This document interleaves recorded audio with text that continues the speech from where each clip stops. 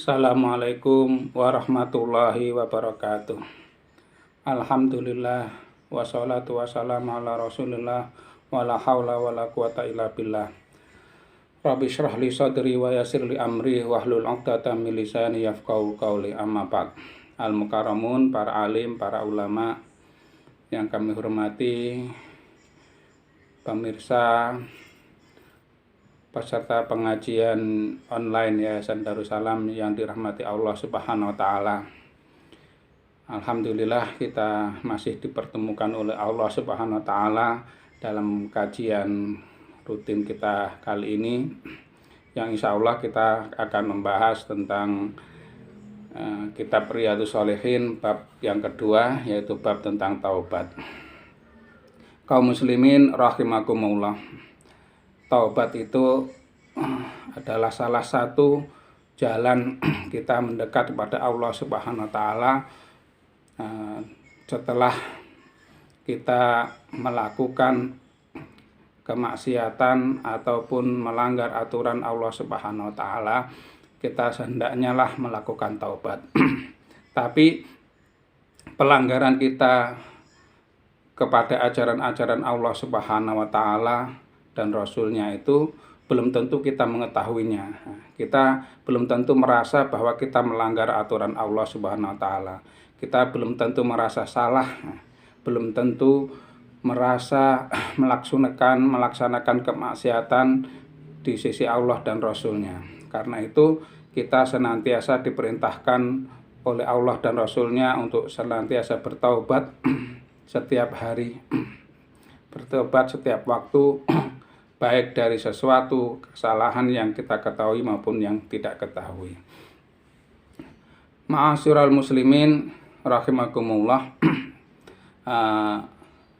Imam An-Nawawi dalam kitab Riyadhus Shalihin ini menjelaskan bahwa rukunnya taubat itu atau syaratnya taubat itu bagi hak-hak Allah Subhanahu wa taala. Jadi taubat itu dibagi menjadi dua, yaitu taubat dari kemaksiatan yang berkaitan dengan hak Allah dan Rasulnya semata, dan yang kedua adalah taubat dari kemaksiatan atau kesalahan dari perkara yang berkaitan dengan hak-hak sesama manusia.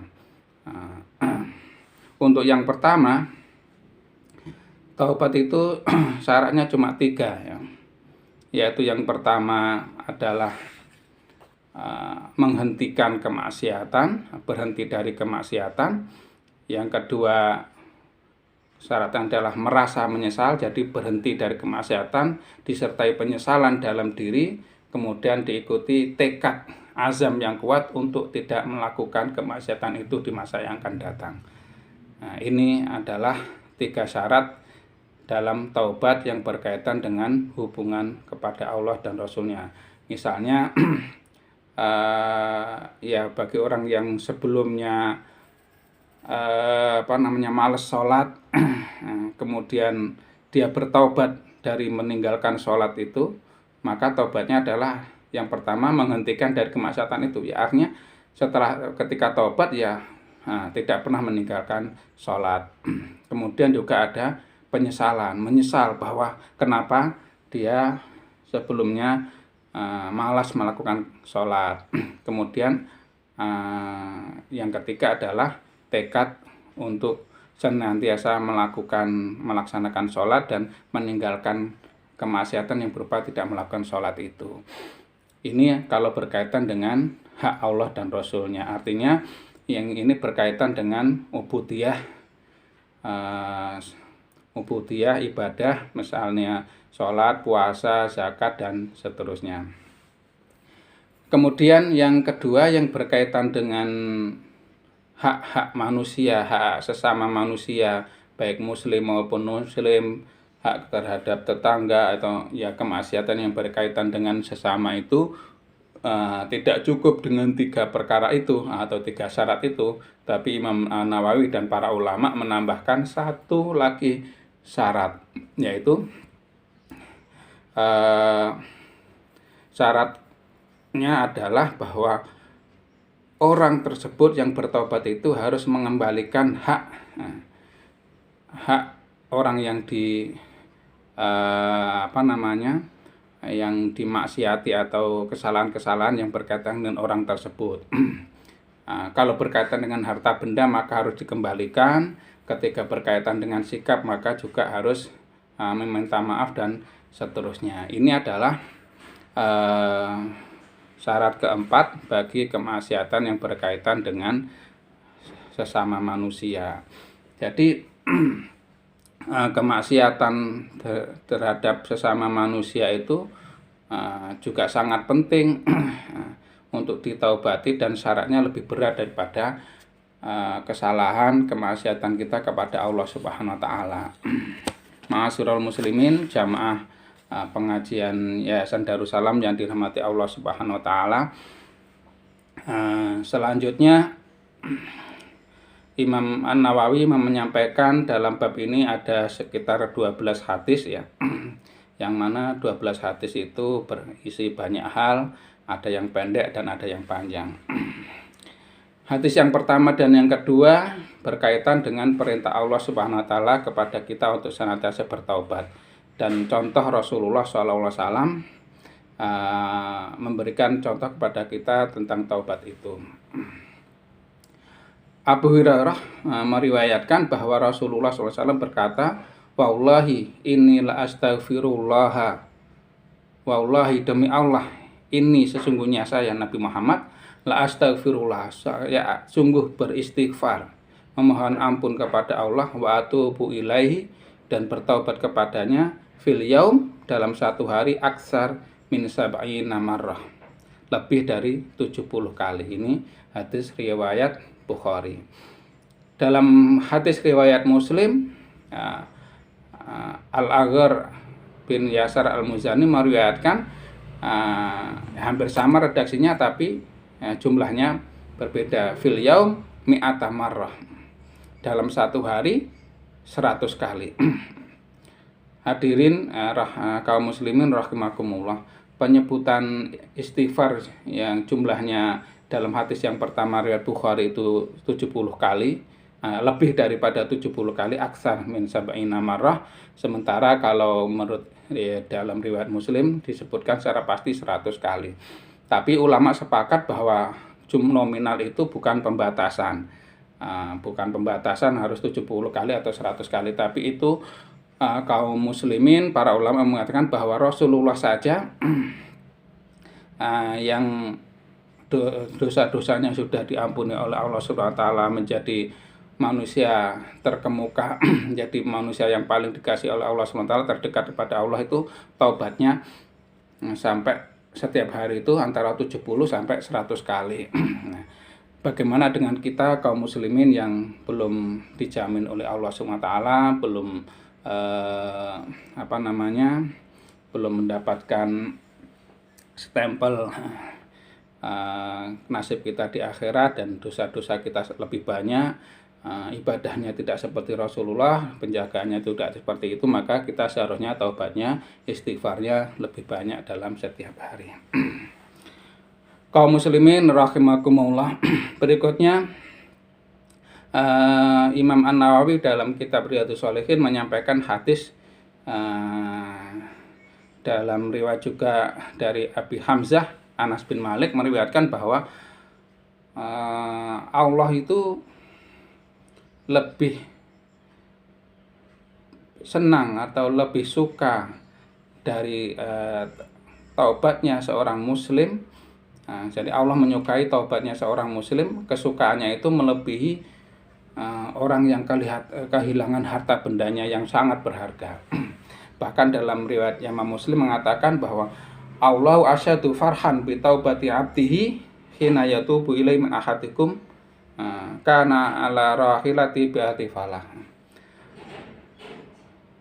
Allah Subhanahu wa taala itu lebih senang terhadap taubat hambanya yang telah melakukan kemaksiatan kemudian bertaubat itu melebihi seseorang yang berada di tengah padang pasir, tidak ada apa-apa, jauh dari kehidupan, dia sendirian hanya bersama dengan untanya, di dalam untanya itu, atas untanya itu ada perbekalannya dalam perjalanannya, semuanya ada di situ. Kemudian ternyata untanya itu hilang. Dia cari kemana-mana nggak ketemu-ketemu sampai kemudian dia istirahat di bawah pohon, ketiduran, tiba-tiba bangun tidur, tiba-tiba untanya sudah ada di sampingnya. Ini gambaran kebahagiaannya orang itu seperti apa. Kenapa? Di tengah padang pasir tidak ada siapa-siapa. Hartanya semuanya ada di sana. Kalau misalnya untanya hilang itu, nggak tahu dia berpikir gimana pulangnya, bagaimana meneruskan perjalanannya, gimana itu. Nah, ketika kemudian untanya kembali, dia kaget sampai kemudian salah ucapnya seharusnya Allahumma anta rabbi wa ana abduk, ya Allah, alhamdulillah ya Tuhan, engkau Tuhanku, saya hamba. Kebalik, Allahumma anta abdi wa ana rabbuk, ya kebalik, ya Allah, engkau hambaku, saya Tuhan. Kebalik begitu. Karena apa? Karena orang kalau salah ucap, salam dalam kondisi kaget sangat bahagia, itu salah ucap. Nah, Allah Subhanahu wa taala itu lebih senang terhadap tobat hambanya, itu lebih senang daripada orang itu tadi, seorang yang kehilangan unta yang di dalamnya ada semua perbekalannya, tidak ada ininya. Lebih senang daripada itu. Itu kondisi gambaran Rasulullah ya, sesuai dengan kondisi pada masa itu.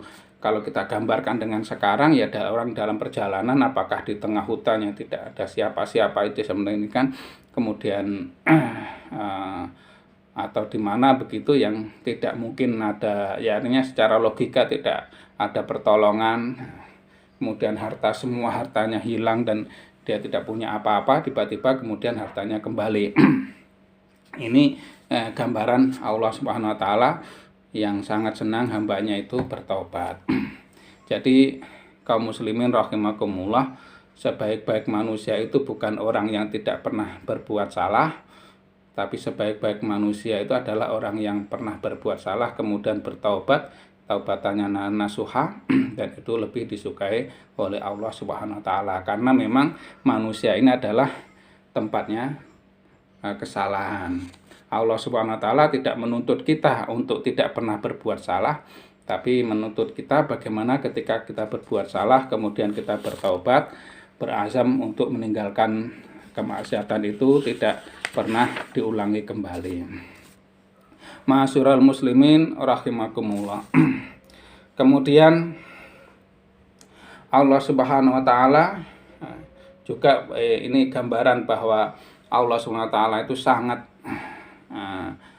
Maha pengampun, sangat suka terhadap hambanya yang bertaubat itu. Allah SWT dalam hadis riwayat Abi Musa Al-Asy'ari, ya, dalam hadis Muslim mengatakan innallaha ta'ala yabsutu yadahu bil-lail liyatuba musii'an nahar wa yabsutu yadahu bin-nahari liyatuba musii'al lail hatta tatlu'a syams min maghribiha.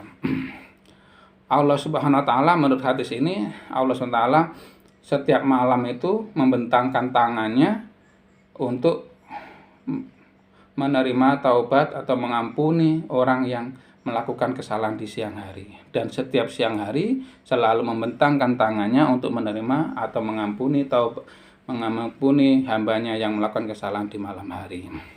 Ma'asyiral muslimin rahimakumullah. Ya, sebagian kaum muslimin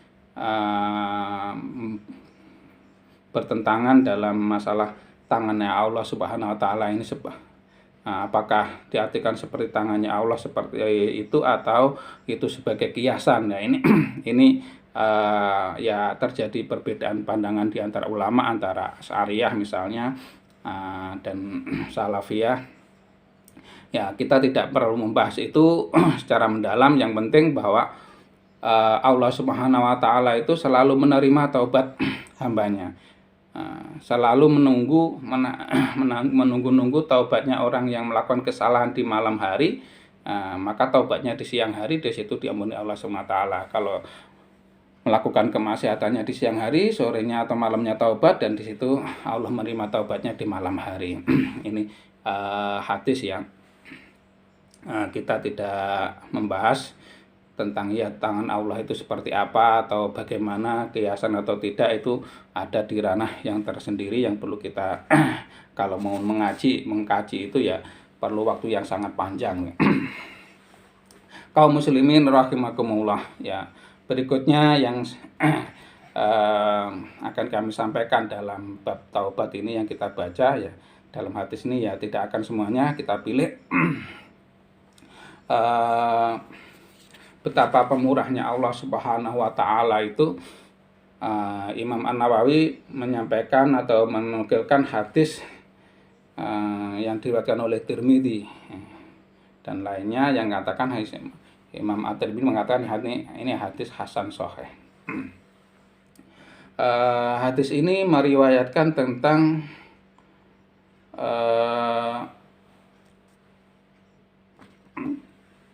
seseorang yang melakukan kemaksiatan. Maaf ya, tadi riwayatnya keliru ya. Jadi hadis riwayat Abi Sa'id ya, yang berkaitan dengan hadis seseorang yang telah membunuh 99 orang. Jadi ini pada masa sebelum Rasulullah, kami bahasanya kana fi man kana qablakum ya. Jadi pada masa sebelum kalian, ini sebelum masa Rasulullah, ada seseorang yang telah membunuh 99 orang. Kemudian orang ini datang kepada ahli agama. Dullani ala rohibin, tunjukkan aku pada pemuka agama rohib. Kalau sekarang mungkin Pak Kiai atau gitu. Kemudian orang itu ditunjukkan pada seseorang yang paling alim di situ. Kemudian dia bertanya, wahai ya Kiai, wahai rohib, saya ini telah membunuh 99 orang. Apakah ada pintu taubat bagiku? Orang ini mungkin orang ya kiainya ini orang yang kencang, kemudian dia kencang dalam ibadah, dalam ini, tapi tidak dibekali dengan ilmu yang luas. Maka kemudian dia menfatwakan tidak, Allah tidak akan mengampunimu, tidak ada pintu taubat kepadamu. Karena jengkel, kemudian si orang ini kemudian membunuh si rohib itu, sehingga lengkaplah dia membunuh 100 orang. Nah, karena itu kemudian setelah membunuh itu dia kemudian pergi mencari lagi rohib yang lainnya. Kemudian ditunjukkan pada seseorang alim, seorang kiai. Kemudian dia tanya, wahai kiai, saya ini telah membunuh 100 orang. Apakah masih ada pintu taubat kepadamu? Kepadaku, pintu taubat bagiku? Si rohib ini kemudian dengan bijaksananya menjawab, ya masih ada. Pergilah ke daerah sana itu. Sana itu daerahnya orang yang alim-alim. Pergilah keluar dari daerahmu. Daerahmu itu daerah yang penuh kemaksiatan, lingkungan yang tidak baik, lingkungan yang mempengaruhi seseorang untuk melakukan kemaksiatan. Karena dia ingin taubat, akhirnya dia melaksanakan perintah atau si kiai itu. Kemudian dia pergi menuju ke tempat yang ditunjukkan oleh si kiai itu, si rohib itu. Tapi kemudian di tengah perjalanan, si orang ini kemudian meninggal. Kemudian malaikat rahmat dan malaikat azab bertengkar, ribut. Yang satu malaikat rahmat melakukan, dia masukkan ahli surga karena dia sudah taubat dan ini. Sementara malaikat azab kemudian mengatakan dia belum melakukan kebaikan apapun, dia masih dalam proses. Jadi masih dalam proses kebaikan tapi belum pernah melakukan kebaikan. Maka di sini kemudian dalam hadis di sini katakan kemudian datang malaikat yang berupa malaikat ketiga yang kemudian memberikan saran, ukurlah jarak antara daerah kemaksiatan, daerah awalnya dengan daerah tujuan, itu mana yang lebih dekat. Apakah dia si tempat meninggalnya itu lebih dekat kepada tempat asalnya yang tempat kemaksiatan, atau lebih dekat ke tempat yang dituju, tempat kebaikan. Kemudian diukur, ternyata lokasinya itu, tempat meninggalnya itu lebih dekat kepada tempat yang dituju, sehingga kemudian menanglah malaikat rahmat. Akhirnya semua ini diampuni, kemudian dia masuk ke dalam golongan orang-orang yang diampuni oleh Allah Subhanahu wa taala.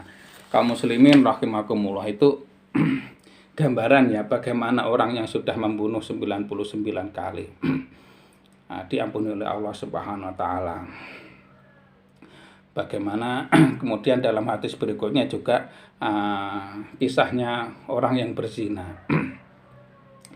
Pada suatu saat datang seorang perempuan yang hamil kepada Rasulullah, "Ya Rasulullah, saya ini telah berzina, hukumlah saya sesuai dengan hukum Allah kepadamu, intinya padamu." Rasulullah kalau melihat perempuan itu sedang hamil, maka kemudian beliau bersabda, "Pulanglah, rawat bayimu sampai kemudian nanti kalau kamu sudah melahirkan, sudah ini bayinya sudah sehat, sudah bisa ditinggal, datanglah ke sini." Ya, akhirnya perempuan itu pulang bersama keluarganya, ya kemudian dirawat baik-baik bayinya. Setelah kemudian melahirkan dan ya kemudian datang lagi pada Rasulullah. Kemudian ya singkat cerita, Rasulullah melaksanakan hukum Allah berupa rajam. Kemudian si perempuan itu meninggal, tapi setelah meninggal kemudian Rasulullah ikut menyolati jenazahnya. Nah, Sayyidina Umar kemudian protes, "Ya Rasulullah, engkau menyolati orang yang berzina." Apa sabda Rasulullah? Rasulullah mengatakan, "Wallahi, andai taubatnya itu dibagikan kepada kalian penduduk Madinah, lawasiat akan mencukupi." Ma'asyiral muslimin rahimakumullah. Jadi taubat yang sungguh-sungguh itu akan diterima oleh Allah Subhanahu wa taala, dan itu menjadikan orangnya kembali suci, menjadi baik kembali. Bagaimana seorang pezina kemudian dikatakan taubatnya mencukupi penduduk Madinah. Kaum muslimin rahimakumullah, sebetulnya masih banyak kisah atau hadis-hadis yang disampaikan dalam bab ini, tapi saya di penghujung materi saya ini akan saya sampaikan hadis yang paling panjang, berlembar-lembar hadis ini. Hadis ini berkisah tentang kisah taubatnya Ka'ab bin Malik terutama, dan dua orang sahabat lagi, yaitu Murarah bin Rabi'ah dan Hilal bin Umayyah. Ketiga orang ini ya, terutama yang karena hadis yang menyampaikan adalah redaksinya adalah Ka'ab bin Malik, dan Ka'ab bin Malik ini yang paling paling dramatis menerima dalam masalah ini. Ketiganya ini tidak ikut perang Tabuk ya. Jadi Ka'ab bin Malik ini menceritakan sebetulnya dia itu dalam kondisi ekonomi yang lapang,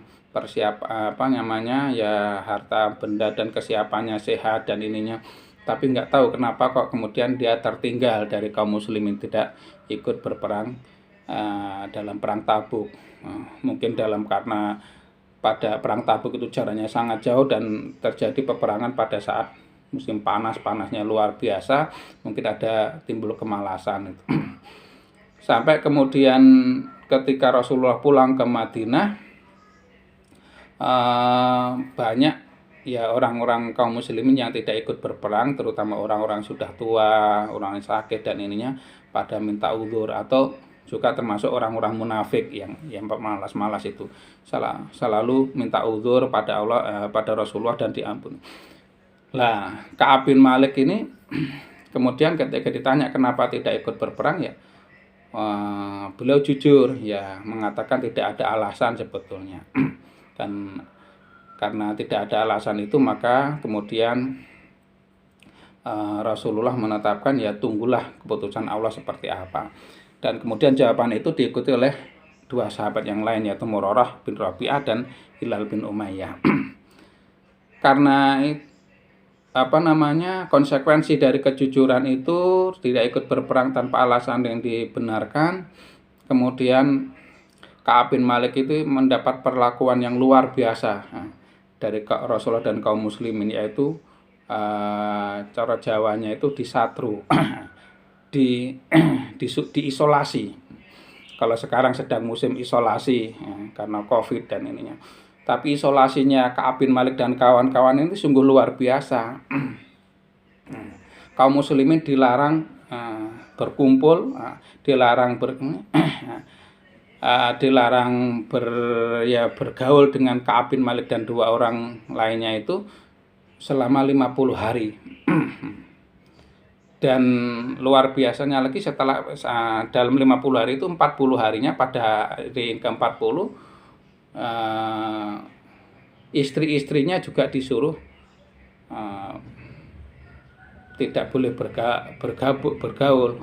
Makanya Ka'ab bin Malik menyuruh istrinya untuk pulang ke mertuanya dan seterusnya itu sendirian.